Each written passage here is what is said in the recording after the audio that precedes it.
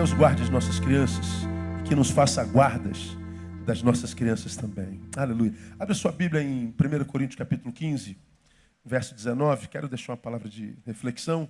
Hoje é dia de celebração da ceia mensal, então não vou me alongar não. Vou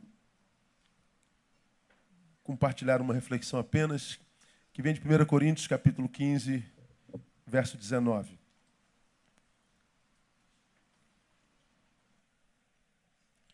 Paulo escreve uma igreja que tinha muita dificuldade de viver sua espiritualidade, a igreja de Corinto. Uma igreja que sofria a forte influência da cultura dentro da qual ela estava plantada. E uma igreja que estava perdendo a capacidade de viver transcendência. E já haviam alguns na igreja que já não acreditavam sequer de que Jesus havia ressuscitado. Paulo então escreve 1 Coríntios para ajustar algumas coisas que estavam fora do lugar. E no capítulo 15 desse livro ele fala sobre a ressurreição.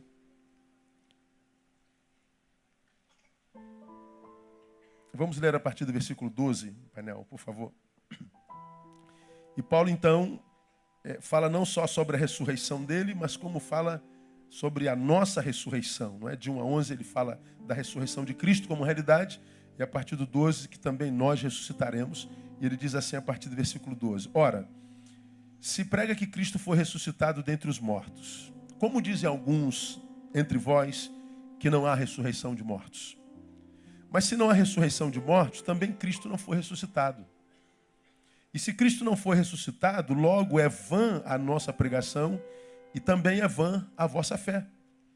E assim somos também considerados como falsas testemunhas de Deus, que ele ressuscitou a Cristo, ao qual, porém, não ressuscitou se, na verdade, os mortos não são ressuscitados. Porque se os mortos não são ressuscitados, também Cristo não foi ressuscitado. E se Cristo não for ressuscitado, é vã a vossa fé e ainda estáis nos vossos pecados. Logo, também os que dormiram em Cristo estão perdidos. Se é só para esta vida que esperamos em Cristo, somos de todos os homens os mais dignos de lástima. Queria que você lesse comigo esse versículo 19. Vamos juntos? Se é só para esta vida que esperamos em Cristo, somos de todos os homens os mais dignos de lástima. Mais uma vez.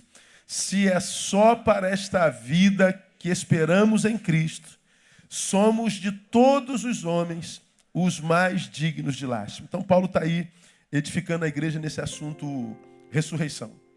Então, dentre os muitos saberes que Paulo comunica, está claro, né, sobre isso que eu vou me prender nessa noite, que a fé cristã está firmada sobre a ressurreição. Ou seja, a fé cristã é uma fé que nos conduz ao eterno. É uma fé que nos prepara para o pós-morte. O que não significa dizer que nos prepara para o pré-morte. Nos prepara para a vida depois da vida, não quer dizer que não nos prepara para a vida na vida. Mas ele está dizendo sobre o que se edifica a fé cristã. No nascimento virginal do Cristo. Cristo nasceu de uma virgem, ele não nasceu em pecado. Não, ele não nasceu em pecado, mas a nossa fé não está firmada nisso. A nossa fé está firmada nos milagres do Cristo, que ressuscitou mortos, acalmou tempestade, curou enfermos e tudo mais. Não, nossa fé não está firmada em milagres e em poder de Deus. Nossa fé está firmada na prosperidade que ele pode dar ao seu povo. Não, nossa fé não está firmada na prosperidade. A nossa fé está firmada na ressurreição. Se Cristo nasceu de uma virgem, se Cristo ressuscitou, se Cristo nasceu de uma virgem, se Cristo fez milagres, se Cristo operou sinais e maravilhas, se Cristo pode prosperar quem quer que seja, mas ele não ressuscitou, ele está dizendo, a sua fé é vã. Se a fé que a gente vive é só para esta vida, se a gente espera em Cristo só para esta vida, nós somos de todos os homens os mais dignos de lástima. Por quê? Porque como cristão, nós abrimos mão de algumas facetas dessa vida mundana, esperando a eternidade. Como a eternidade não existe porque ele não ressuscitou, nós não só fomos enganados quanto à eternidade, como nós nos abstivemos de viver vida em plenitude nesse lugar. Então ele está dizendo, vocês cristãos seriam os mais dignos de miséria. Vocês seriam os mais dignos de lástima. Mas ele vem afirmando, não, mas Cristo ressuscitou ao terceiro dia. E depois você leia o restante do texto lá.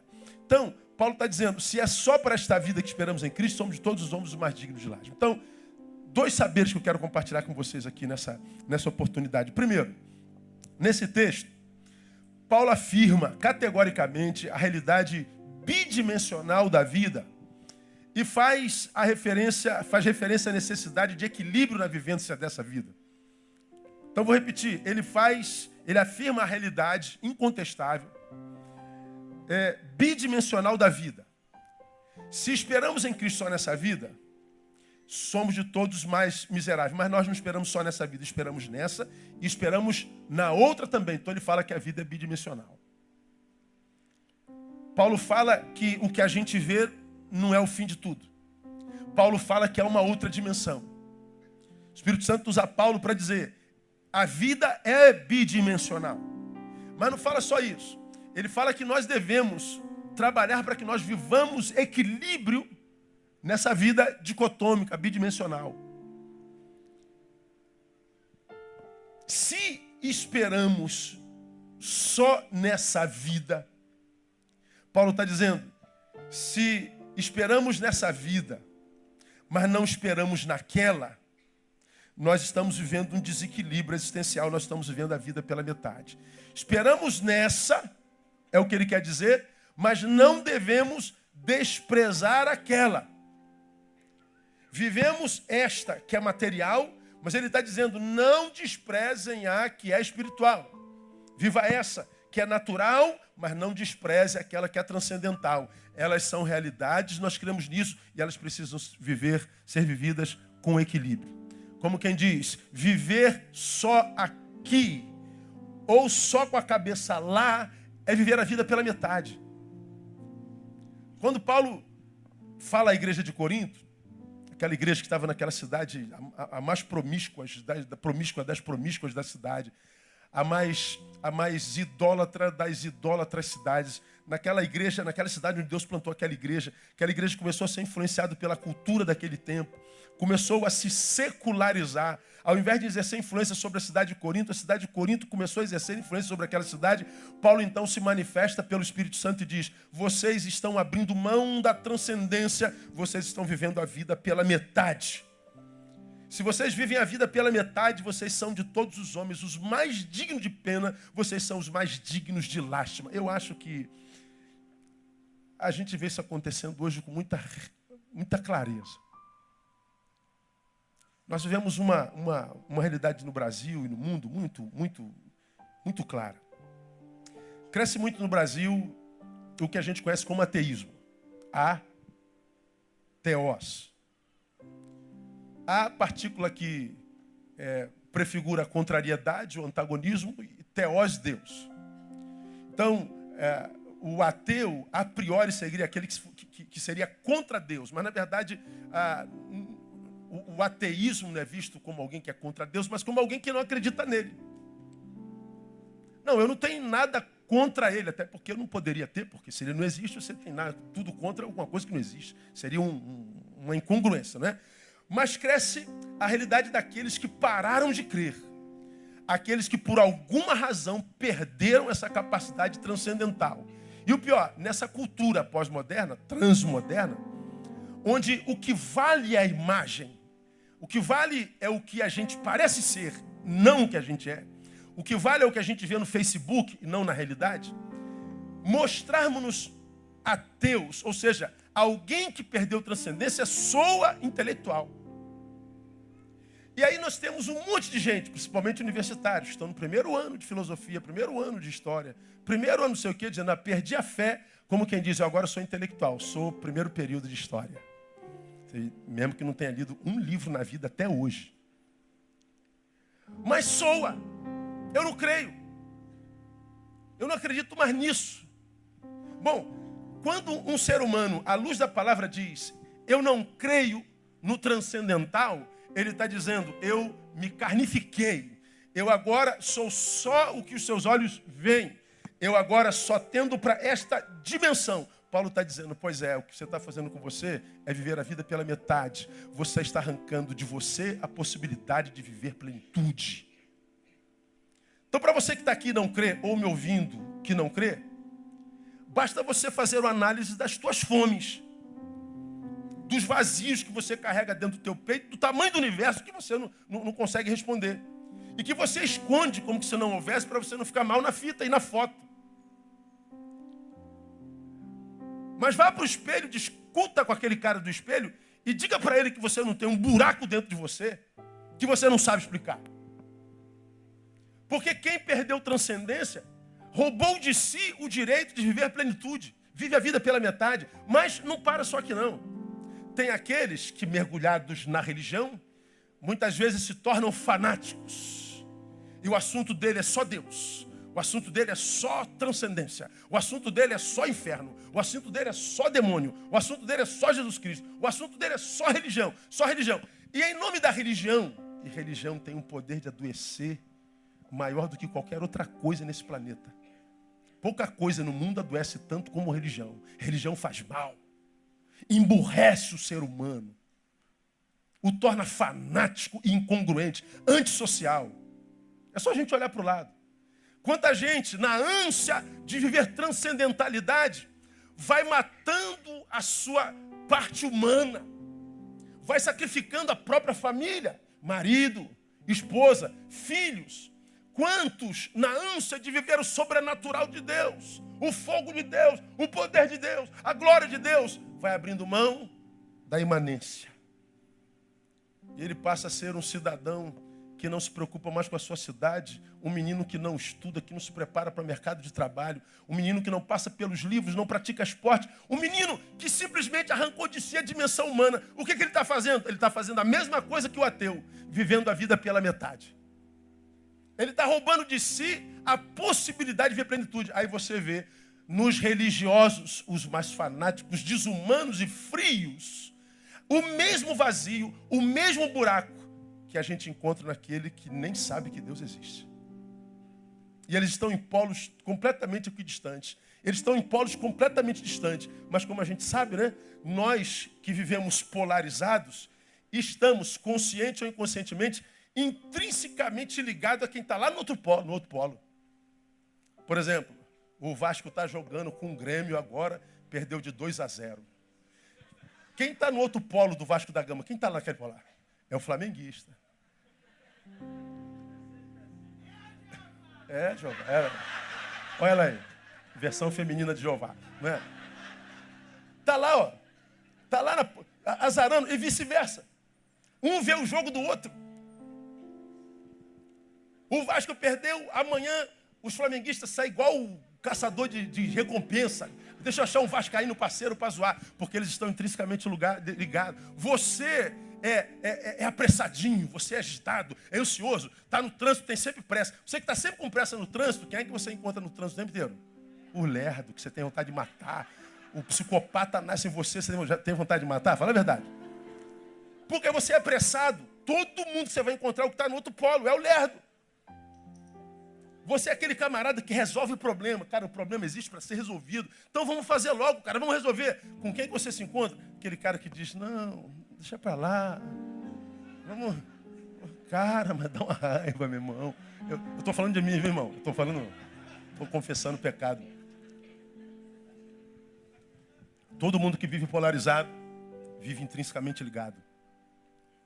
Desta feita, o ateu mais incrédulo e o crente, mais fanático, vivem a mesma realidade. Roubaram de si a possibilidade de viver plenitude. Porque arrancaram uma parte de si mesmo. Olha que coisa interessante. 2 exemplos na Bíblia. O primeiro exemplo vem da experiência do Monte da Transfiguração, lugar de glória.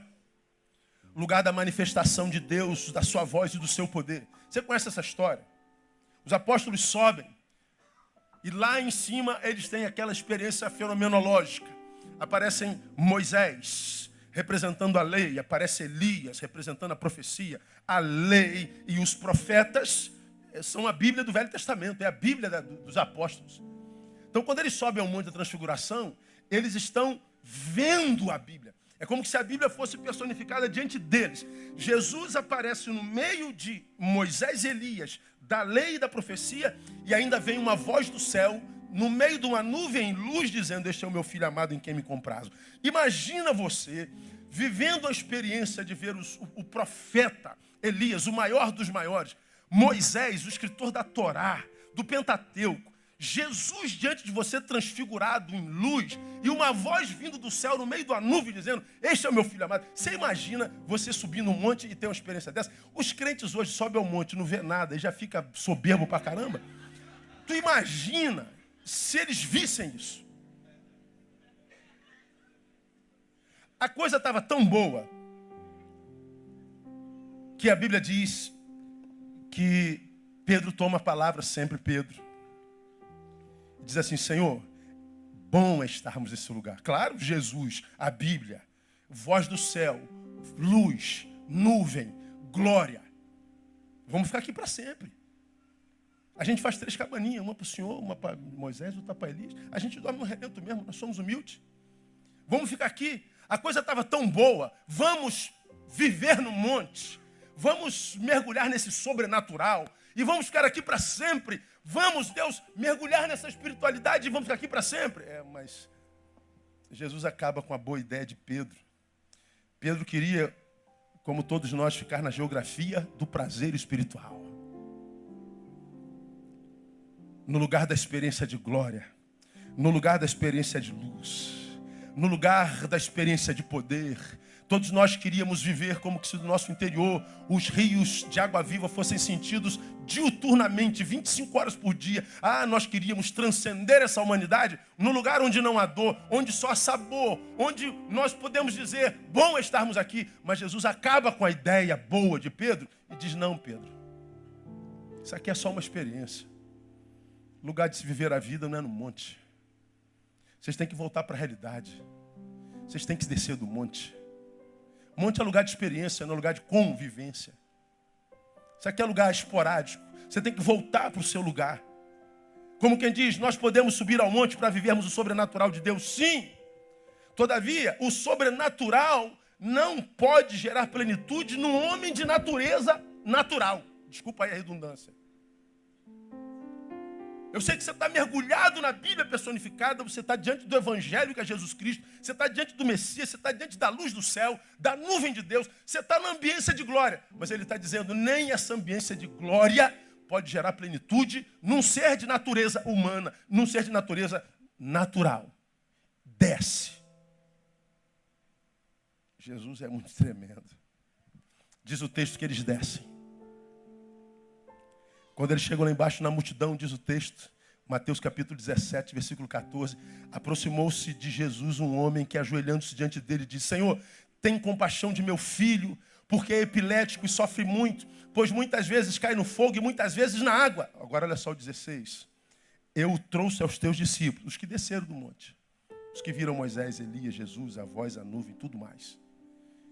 Eu trouxe meu filho para o pai epilético, aos teus discípulos, e não o puderam curar. Jesus respondendo disse: ó geração incrédula e perversa, até quando estarei convosco, até quando vos sofrerei? Trazei-mo aqui. Então Jesus repreendeu o demônio, o qual saiu do menino, que desde aquela hora ficou curado. Olha que coisa interessante, irmão. Jesus é lindo. Os discípulos estão no monte. Moisés, Elias, profetas e lei, a Bíblia personificada, estão diante de Jesus, que é o Evangelho. A voz do alto, a luz, a glória, o poder. Jesus desce. Eles descem e se encontram com o demônio. Jesus diz: eu não quero vocês na minha presença, eu quero vocês lá embaixo, onde os demônios atuam. E quando eles descem a despeito da experiência fenomenológica, eles se encontram com demônios e são derrotados por demônios. Mas sabe por que eu acho que eles foram derrotados por demônios? Porque eles viveram a experiência sobrenatural, mas não absorveram o conteúdo daquilo que aquilo representava. Eles desceram soberbos. Eles desceram incompetentes para lidar com a coisa natural. Eles estavam extasiados, sequestrados por uma espiritualidade real, mas impotente para gerar plenitude num ser de natureza humana. E quando eles se encontram com o demônio, eles são envergonhados.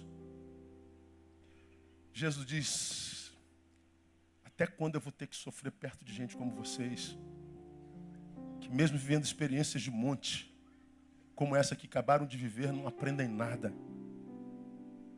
Porque tu imagina, irmão, porque eu já falei sobre isso aqui, né? Eles descendo um monte, quando viram aquele garoto endemoniado, eles falam, deve ter conversado com o outro. E aí, Pedrão? Esse demônio não tem noção de onde a gente está vindo, né? Como é que foi o culto hoje? Esse demônio não tem noção do que a gente viu lá em cima hoje, não é verdade? Quem vai? Vai tu ou vou eu? Não, vai tu. Não, deixa comigo. Não, vou eu. Eles foram tão cheios de si que nem a glória do monte conseguiu entrar neles. Você tem ouvido isso aqui desde o início do ano. Há tanto eu em mim que não cabe tu. Há tanto eu em nós que nem a glória de Deus cabe. Você me ouviu falar domingo passado, o homem mais vazio é aquele que está cheio de si mesmo. Eles descem da experiência de glória e são envergonhados. E Jesus está querendo ensinar para nós exatamente isso. Por mais que nós queiramos tender para um lado ou para o outro, o que nós precisamos é de equilíbrio. Podemos subir aos montes e ver experiências sobrenaturais, mas nós não podemos deixar de lembrar e nem podemos esquecer que nós somos naturais. E que mesmo que a experiência seja de glória no monte, eu tenho que desenvolver capacidade de viver o natural. Porque senão eu vivo a vida pela metade. Eu acho essa coisa mais linda do mundo. Desce, porque é lá embaixo que você vai viver a sua vida, e não no monte. E viver a vida aqui embaixo, à luz da experiência dos apóstolos, é encontrarmos com demônios mesmo. Demônios do inferno e demônios humanos. Eu acho que a gente se encontra muito mais com demônios hoje do que anjos, sim ou não? É muito demônio. É muita gente ruim. Anteontem foi preso aquele rapaz que tentou matar a mulher, o cachorro foi defendê-la. O que ele fez com o cachorro?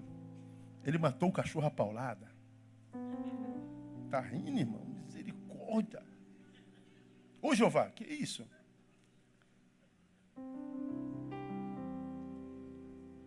Lendo a reportagem, estava vendo os comentários. Dá-lhe na minha mão que arrebento a cabeça dele, igual ele fez com o cachorro.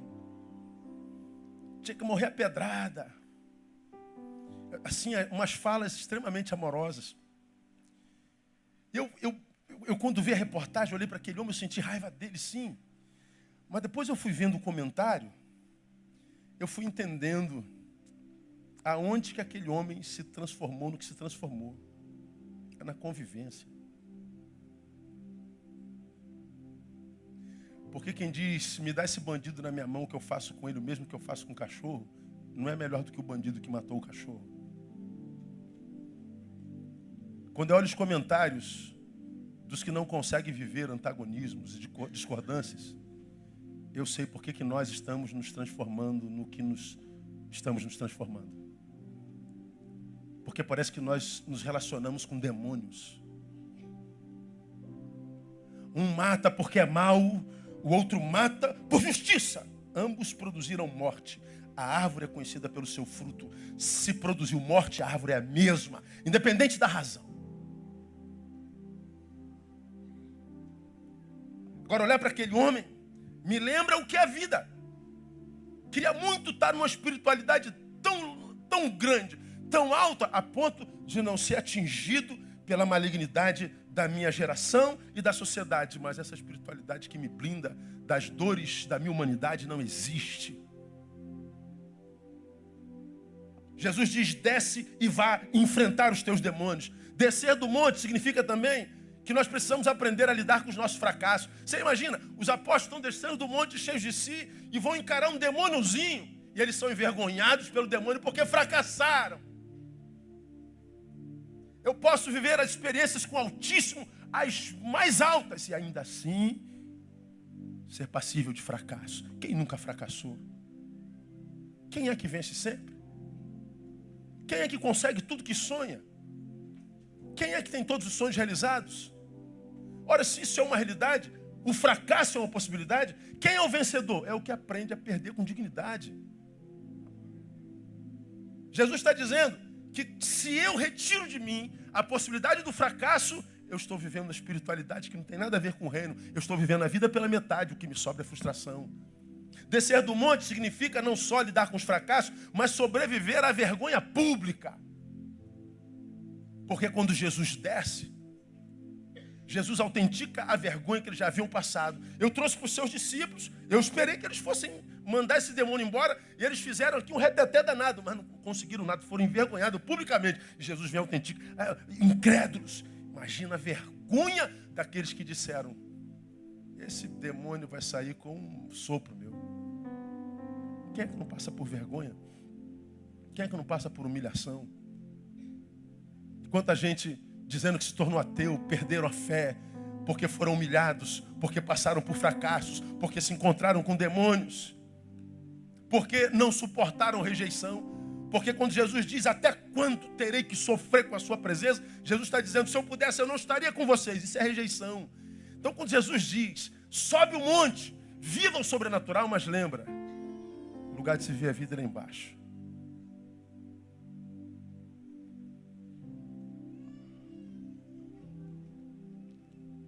Tudo que os apóstolos viveram foi tão somente por causa da soberba não admitida. Muitas vezes, os que perdem a fé, culpando a divindade, mas na verdade estão só colhendo o que plantaram. Porque quando eles se encontram com o demônio, estão cheios de si, vazios, portanto. São fracassados diante desse demônio porque eles achavam que o demônio era pinto fácil. Sofreram vergonha pública porque eles esperavam que através da libertação fossem exaltados. Foram rejeitados porque acharam que depois do espetáculo eles iam ser abraçados e glorificados. Soberba. Precisamos analisar nossas intenções o tempo inteiro. Então essa primeira experiência me ensina que eu posso, sim, mergulhar no sobrenatural. Mas não esquece o natural não, Neil. Você pode estar cheio de Deus, mas continua gente. E gente passa por percalços. Mas tem uma outra experiência no outro polo. Temos a experiência de Salomão em Eclesiastes capítulo 2. Bota aí, painel, por gentileza. Eclesiastes capítulo 2. Já preguei sobre isso aqui há muitos anos atrás. Você vai se lembrar disso. Acho que essa palavra é inesquecível. Salomão viveu uma experiência diferente dos apóstolos lá no monte, na espiritualidade. Ele vive uma experiência diferente. Disse eu a mim mesmo, ora vem, eu te provarei com alegria. Está falando da vida. Portanto, goza o prazer, mas eis que também isso era vaidade. Vai subindo. Do riso disse, está doido, e da alegria, de que serve esta? Passa. Busquei no meu coração como me estimular com vinho, a minha alma, a minha carne, sem deixar de me guiar pela sabedoria, e como me apoderar da estutícia até ver o que era bom que os filhos dos homens fizessem debaixo do céu durante o número dos dias de sua vida. Fiz para mim obras magníficas, edifiquei casas, plantei vinhas. Fiz hortas e jardins, plantei neles árvores frutíferas de todas as espécies. Fiz tanques de águas para deles regar o bosque em que reverdeciam as árvores. Comprei servos e servas e tive servos nascidos em casa. Também tive grandes possessões de gado e de rebanhos, mais do que todos os que houve antes de mim em Jerusalém. Ajuntei para mim prata e ouro, tesouros dos reis e das províncias. Provi-me de cantores e cantoras, das delícias dos filhos dos homens, concubinas em grande número. Assim me engrandeci e me tornei mais rico do que todos os que houve antes de mim em Jerusalém. Perseverou também comigo a minha sabedoria. 10. E tudo quanto desejaram os meus olhos, olha só, não lhe neguei. Meu olho desejou, é teu, toma. Nem privei o meu coração de alegria alguma, pois o meu coração se alegrou por todo o meu trabalho. Isso foi o meu proveito de todo o meu trabalho. Versículo 10. Olha o que Salomão, irmão, está dizendo para nós. Olha o que Salomão está dizendo para nós em Eclesiastes capítulo 2. Essa palavra é muito séria.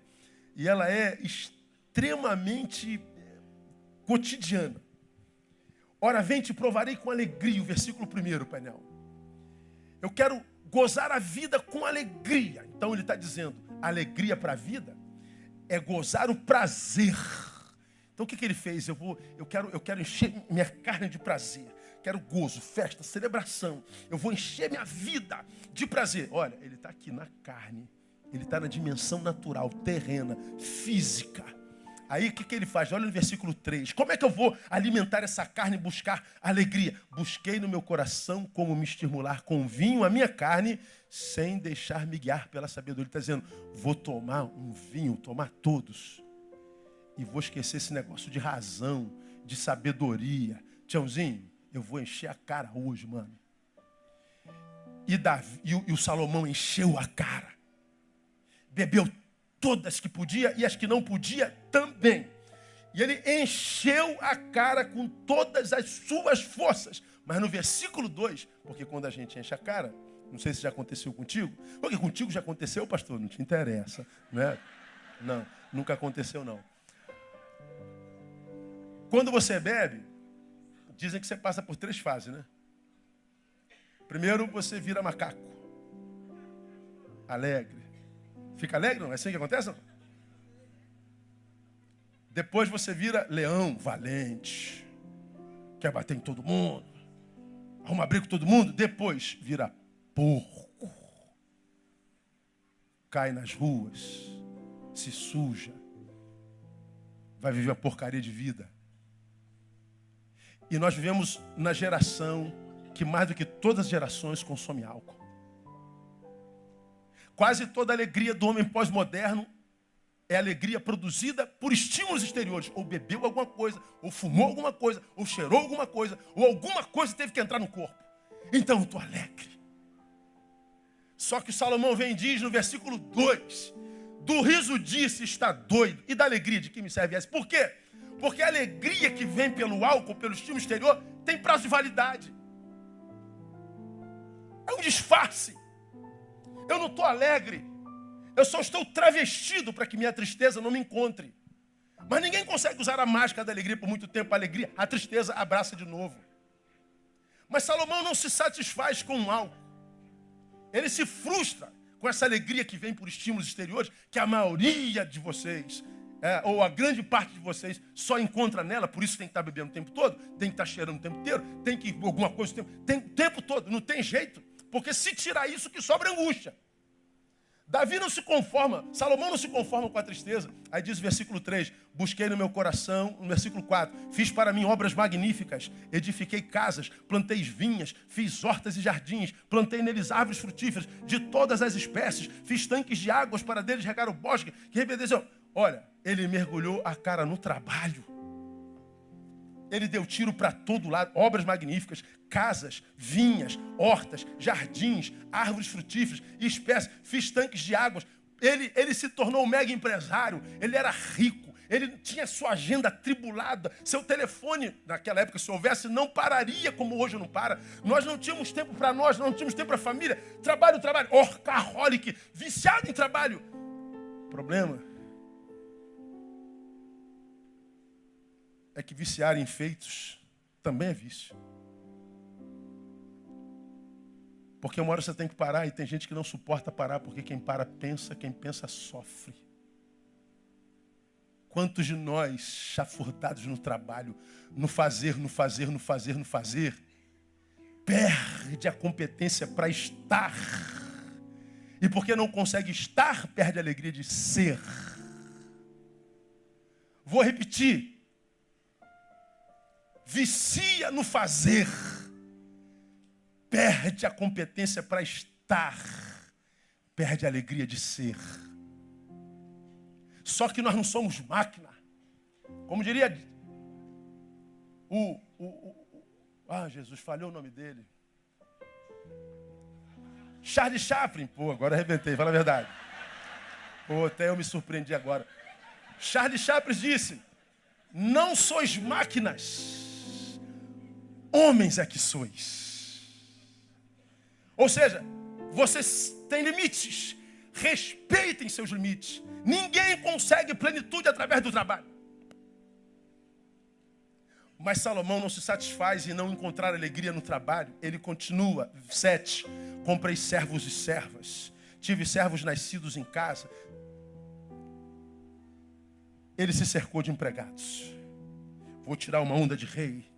Vou tirar uma onda de poderoso. Vou tirar uma onda de chefão, de poderoso chefão. E ele tinha muitos servos, ele tinha muitas servas. Ele era glorificado, ele era babado, ele era bajulado. Ele tinha tudo o que, me imagino, quase todos desejam. Reconhecimento. Mas ele diz, nem a bajulação, nem o conforto produzido pelos empregados, nem essa onda toda que eu tiro, gera alegria no meu ser.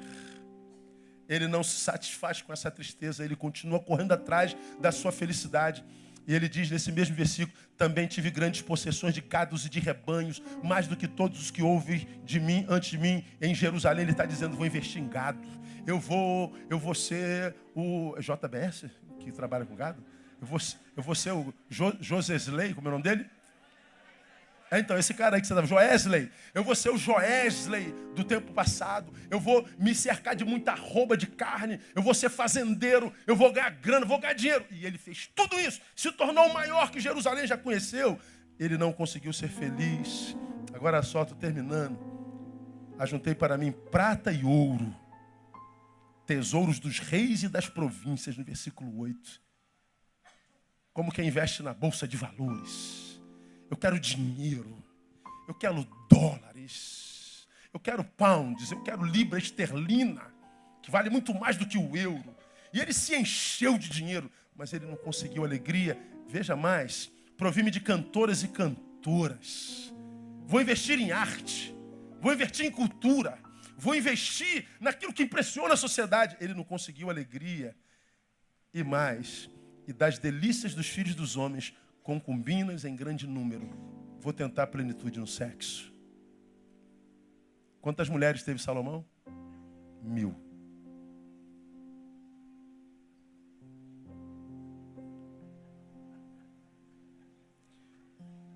No versículo 10, ele diz, tudo quanto desejar os meus olhos, não lhe neguei, nem privei o meu coração de alegria alguma, pois o meu coração se alegrou por todo o meu trabalho. Isso foi o meu proveito de todo o meu trabalho.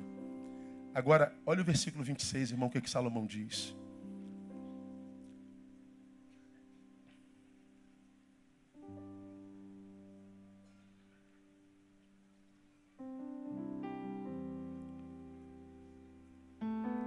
Porque é o homem que lhe agrada, ele fala de Deus.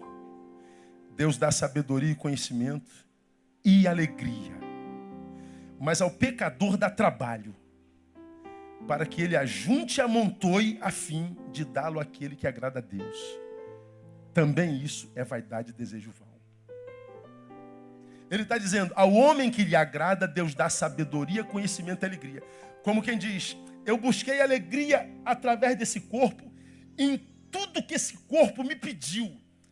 Mas, embora tenha dado tudo a esse corpo, eu não consegui alegria. E descobri que a alegria só pode vir do Todo-Poderoso. A alegria só pode vir da transcendentalidade. Agora veja, quando a gente chega no capítulo 3 de Eclesiastes, versículo 11, nós vemos esse mesmo Salomão falando que tudo que ele deu ao corpo não satisfez esse corpo.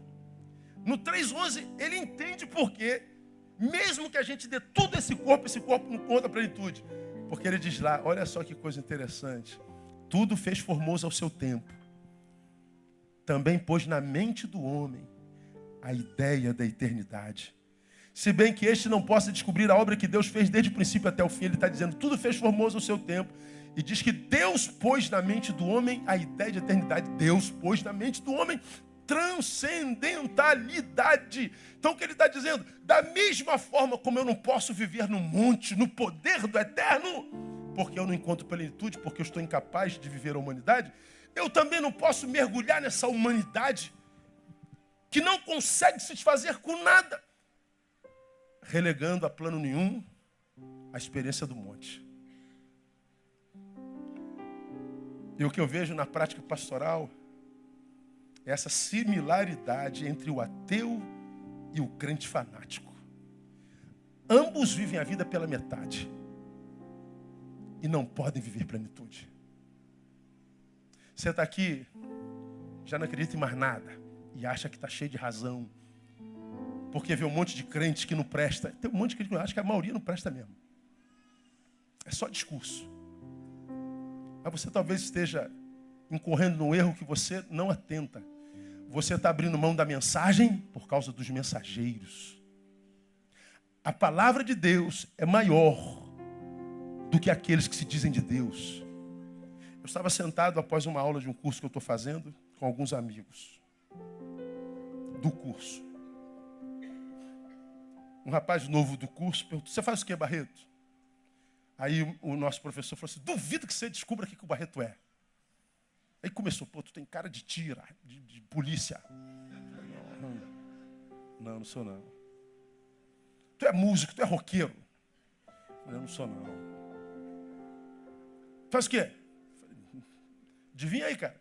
Falei: pô, sou o pastor Batista. Ah! Tu não tem cara de pastor não, cara? Falei: pois é. Não tem cara, mas sou.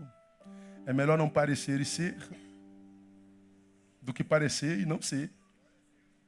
Tu é pastor, cara? Aí começou o papo religião. Tem um pastor na mesa. Aí começou o papá, e o religioso não fala nada. Todo mundo fazendo. Aí de longe o rapaz perguntou: tu acredita em Deus? Cara, se Deus existe, não existe para mim, diferente para mim. Não estou nem aí. E tu acredita? Eu não acredito em Deus. Não, eu acredito. Eu estou comendo meu pão com linguiça e queijo. Meu matezinho. E aí, Barreto, o que você me diz? Eu não digo nada. Você acredita? Não, você acredita? Não, eu acredito. Mas por que você acredita? Aí eu abri a boca. Expliquei por que eu creio. Aí vem aquele papo de sempre. Mas se Deus existisse, como é que pode explicar o mal na terra? Você já conhece isso de có e salteado. Como é que pode um Deus bom? O cara que disse que não estava nem aí para Deus, está com raiva de Deus. Mas esse Deus existe, que não sei o quê, porque a minha avó lá... Gente, quanto ódio no coração contra Deus. Porque é o mal, não sei o quê. Eu falei da experiência daquela universitária que eu já contei aqui umas 78 vezes. Depois de um fórum sobre saúde, cidadania e espiritualidade. Eu falo sobre a questão da espiritualidade, lá no Instituto Nacional de Saúde Pública. Ela levanta no meio da congregação, do auditório, e diz: pastor, sua fala foi muito legal, mas eu acho que nem caberia Deus numa academia como essa. Porque Deus é um negócio incongruente, né, pastor? Aquele ranço de deboche de todo universitário. O universitário sabe tudo, como seminarista sabe tudo. Como garoto de 18 anos sabe tudo. Os caras são profundos, até bater no sistema que os engole, né? Nós que já estamos nisso há muito tempo, já fomos universitários e sabemos o quanto nós éramos ridículos. Mas eles vão descobrir amanhã, calma, tem paciência com eles. Mas eles sabem tudo. E aquele deboche e tal, não sei o quê, porque o mal, se Deus existisse, não é mal. Eu falei: pô, Deus não existe porque existe mal? Claro, porque é uma convivência antagônica. Aí vem com aquelas palavras universitárias e tal. Eu falei: engraçado, cara, eu acredito em Deus exatamente porque o mal existe. Ou como assim? Eu falei: pô, você acha que se Deus fosse bom e existisse, ou existisse, fosse bom, ele tinha que acabar com o mal na terra, né? É. Aí eu perguntei para ela: você já ouviu isso? Se Deus fosse acabar com o mal na terra, você ficaria viva? Ela, quase que eu falo: fala, universitária. Fala. Você é perfeitamente boa? Você é santinha? Você é inerrante? Você é plena em bondade? Pois é. Se Deus fosse acabar com o mal na terra, tinha que acabar contigo, comigo, conosco. Tinha que acabar com todos nós. Então é possível que a manutenção do mal seja por amor a você e a mim. Eu nunca pensei nesse... eu sei, os universitários é assim mesmo. Claro que eu não falei isso, né? Mas eu pensei. Juro que eu pensei. O problema é que acha que pensa demais. E se você não vive transcendência, não creia no seu diagnóstico, porque você está vivendo a vida pela metade. E se você é fanático, não creia no seu diagnóstico, porque você vive a vida pela metade. Sua opinião pode ser equivocada. Porque não há plenitude, nem na espiritualidade, nem na humanidade. Paulo diz: nós seríamos de todos os homens o mais digno de lástima. Então, ele fala da questão bidimensional da vida e da necessidade imperiosa de se viver equilíbrio. O mesmo mal que a não-fé produz, a fé irracional produz também. Eu acho que a não-fé faz menos mal do que a fé irracional. Digo eu, não o Senhor. Vamos caminhar para o final. Segunda lição que a gente tira aqui, para a gente participar da ceia do Senhor. O texto afirma que, portanto, eu acabei de falar, viver a vida unidimensionalmente faz do homem um homem digno de lástima. Então veja. Portanto, para o homem sem Deus, a vanglória nada mais é do que cegueira espiritual. E quando eu falo homem sem Deus, eu não estou falando daquele que não crê. Eu estou falando daquele que crê, mas é irracional. Como diz a palavra, digo-vos que tem zelo por Deus, mas não com entendimento. E aí a qualidade de vida é a mesma. Meu povo está sendo destruído porque lhe falta conhecimento. Então a ausência de entendimento faz com que eu viva uma fé burra. Fé burra é tão danosa quanto a não fé. Ou mais danosa ainda. Então quando eu falo homem sem Deus, eu falo daquele que não considera a sua existência e aquele que considera a sua existência, mas não consegue percebê-lo, captá-lo, absorvê-lo, mergulhar nele. A relação, portanto, não é experiencial, é informacional. Como você já aprendeu aqui, da mesma forma, eu posso saber tudo sobre uma pessoa sem conhecê-lo. Ontem, o Real Madrid atropelou a Juventus. Quem foi o cara do jogo do Real Madrid? Diga o nome dele. Cristiano Ronaldo. Todos conhecem Cristiano Ronaldo, sim ou não? Pois bem. Qual é a nacionalidade do Cristiano Ronaldo? Português. Cristiano Ronaldo, bonito ou feio aquele homem? Não falei lindo, irmã. Falei bonito ou feio. Não exagera. Bonito. Cristiano Ronaldo é casado ou é solteiro? Solteiro. Tem filho? Tem. Ganha pouco ou ganha muito? Ganha muito. Veja. Sabemos tudo sobre o Cristiano Ronaldo. Mas quem aqui conhece Cristiano Ronaldo de fato e de verdade? Ninguém conhece. Eu posso saber tudo sobre alguém e ser só o presidente do fã-clube dele. Eu posso saber tudo sobre Deus e só ser um doutor em teologia sistemática. Eu posso saber tudo sobre Deus e não conhecê-lo nem de longe. Quando eu falo do homem sem Deus, eu falo daquele que não considera a sua existência, como eu falo daquele que considera, mas nunca experimentou. Candidato à apostasia fácil. Para esse, qualquer vanglória. Eu sou ateu, sou intelectual. Nunca leu um livro na vida, ou 2. O outro vive nos montes, tendo experiências sobrenaturais. Essa vanglória, isso é cegueira, cara.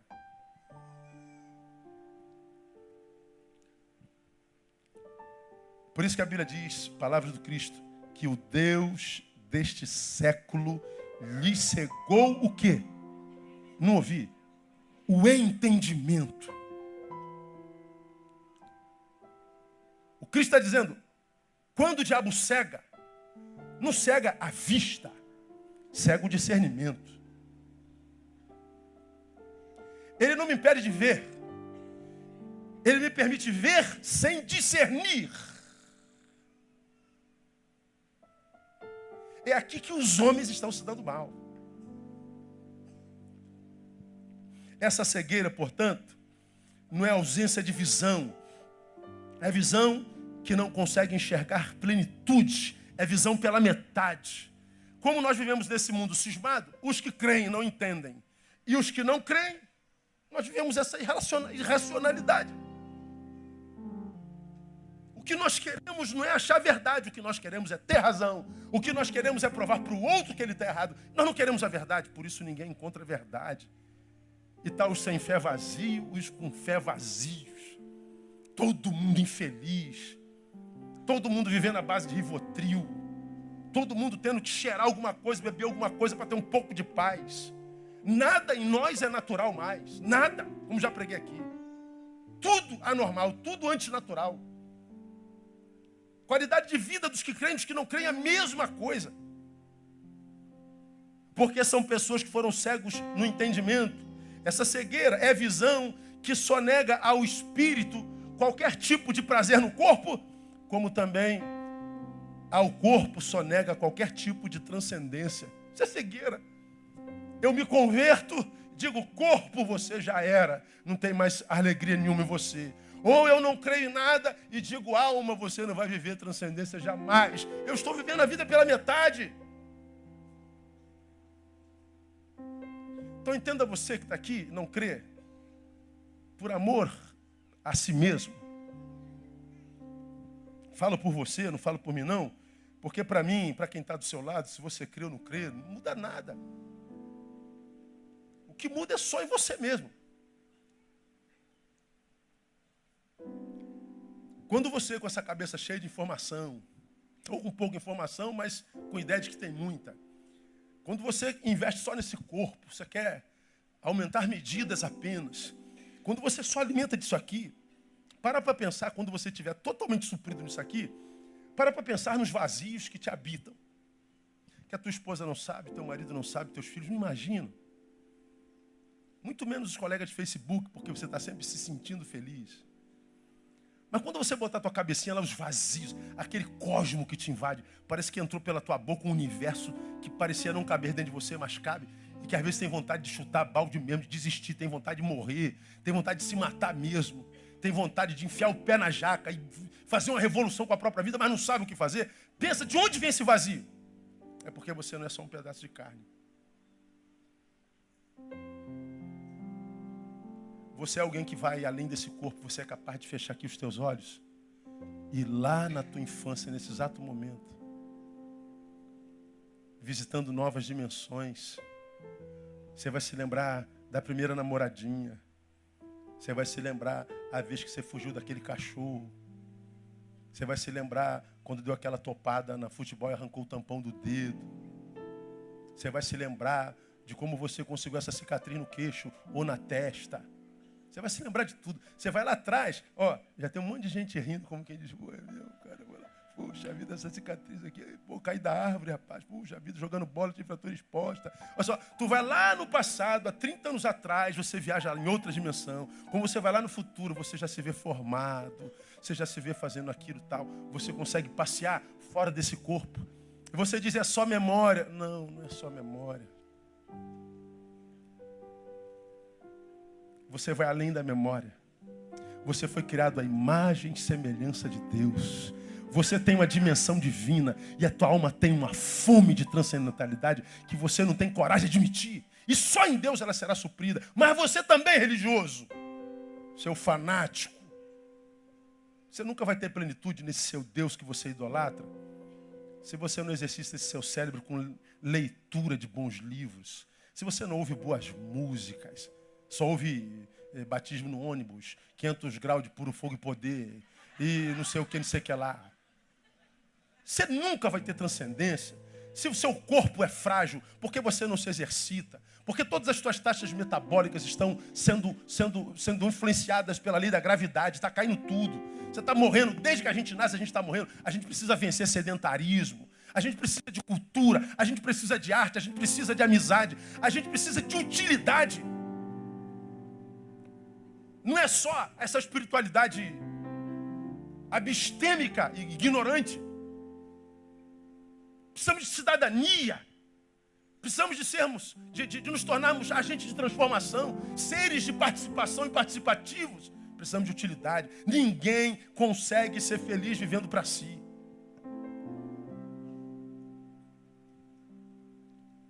Plenitude só em Jesus de Nazaré, que na mesma natureza abarcou o humano e o divino e fez isso com excelência.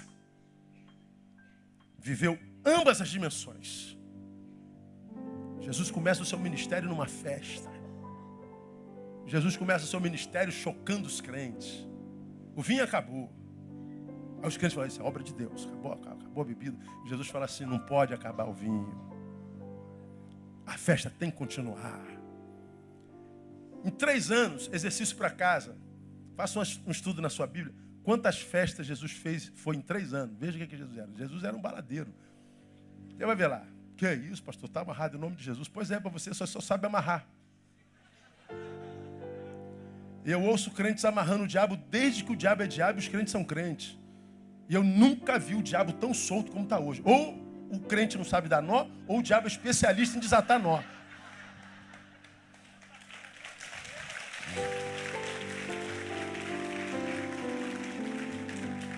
Está amarrado. E a vida está toda amarrada de quem diz amarrar tudo. Porque não consegue plenitude. Então, amados, me perdoa minha veemência, mas é por amor. É tão difícil achar uma pessoa feliz hoje. É tão difícil achar uma pessoa equilibrada hoje.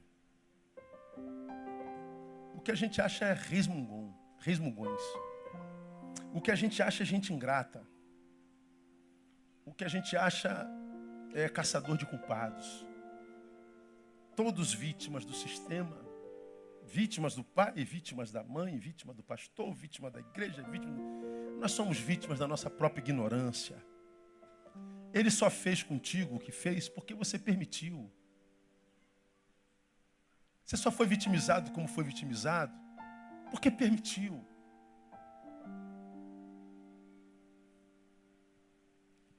Não somos 100% vítimas. Agora, como que a gente consegue plenitude, pastor? Viva essa vida bidimensional com equilíbrio. Viva a fé no Cristo e em Deus, mas viva com equilíbrio, porque essa fé nada mais é fé que me une à minha fonte, que é Deus, mas uma fé que, embora ponha meu coração e minha cabeça no céu, não arranca meu pé da terra, ele me deixa enraizado. Para que quando os embates da vida, as tempestades, os ventos tentarem me derrubar, eu não caia jamais porque eu estou fincado. Mas embora fincado, eu não finco de tal forma que eu não possa transcender. Porque se eu tendo para a carne, eu tendo para o espírito. De modo a relegar o outro totalmente, eu vivo a vida pela metade. E quem vive a vida pela metade não encontra plenitude jamais. Plenitude só em Jesus de Nazaré.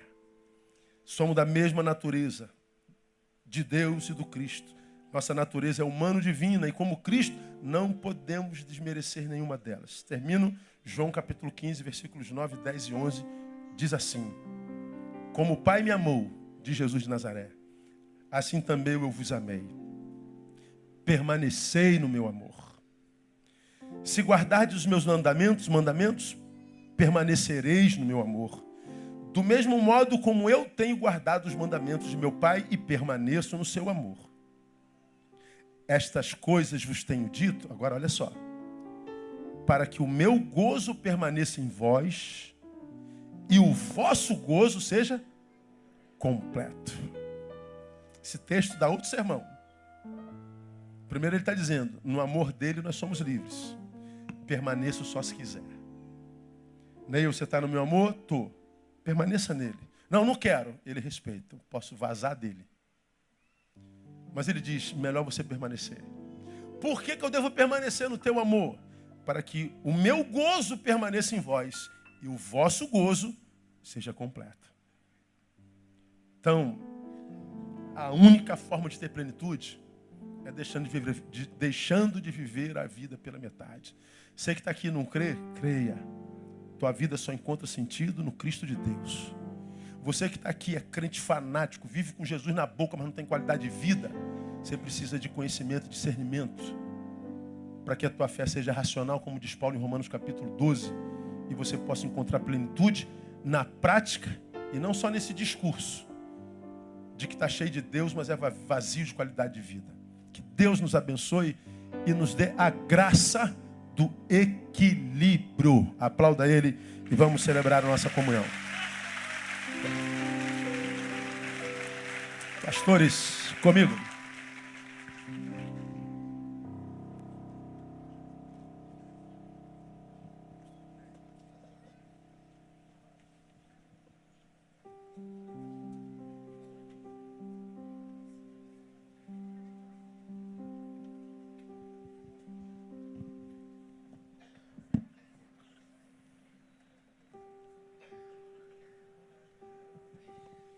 Tem sempre quem sai na hora da ceia, fica à vontade para fazer agora. Deus abençoe. Quem está em pé, se estiver sentar, tiver lugar.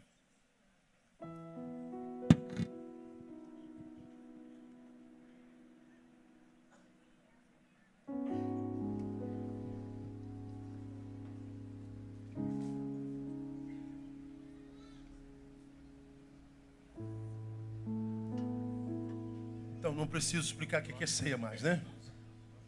Jesus reunido com os seus, celebra a ceia, sentado à mesa com os 12, inclusive Judas. Jesus, quando mantém Judas na mesa, ele nos dá uma lição muito legal, né? Ele diz, os imperfeitos têm lugar na minha mesa também. Os imperfeitos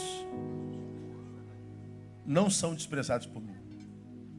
Eu acho isso legal porque Jesus sabe que depois do pecado nenhum homem consegue ser perfeito. Portanto, o que Ele quer de nós não é perfeição. O que Ele quer de nós é evolução.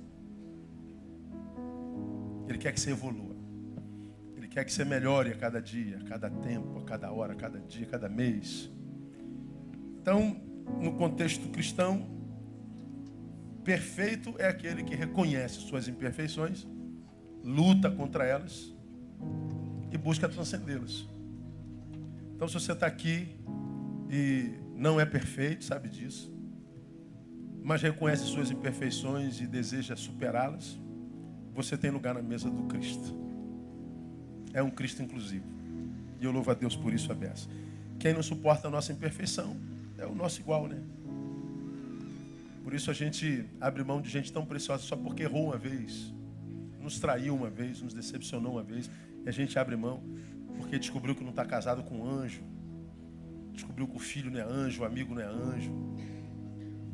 E a gente está dizendo, em mim você está impedido de errar. Seu erro não é admitido. Em Jesus não, Jesus é diferente de nós. Glória a Deus.